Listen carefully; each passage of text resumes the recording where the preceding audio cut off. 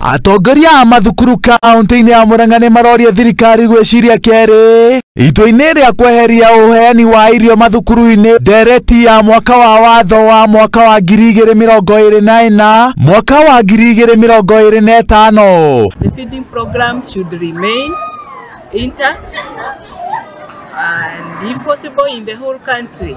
Margaret Wangui mwarimu munene cukuru-ini wa Kiambeu secondary augite ati kwina wongerereku wa arutwo kuma namba yao ya 25 kinya namba ya 85 arutwo aria maumite nginya kaunti-ini ingi. And because of this food and what our MP has done for us, you find that our population has now moved from 25 students.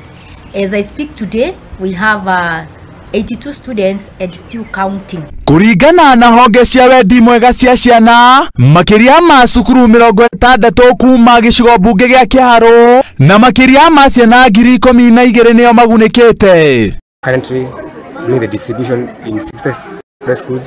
This school, we want to say that from the fact that we have gathered, we have been able to see that there is a positive index in terms of enrollment.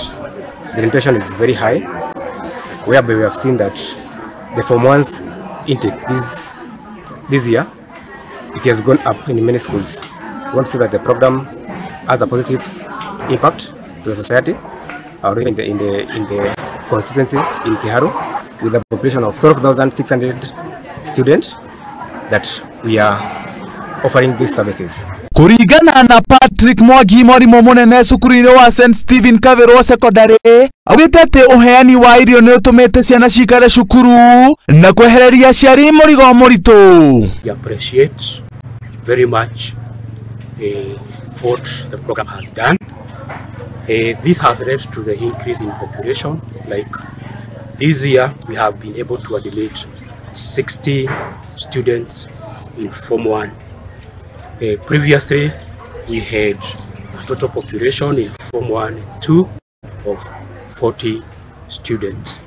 So in my view, the program is working. We appreciate so much and we wish that the program is going to continue. Fotera Muthigi TV, ritwa riakwa ni Kamau Atongoria. Na tukiwa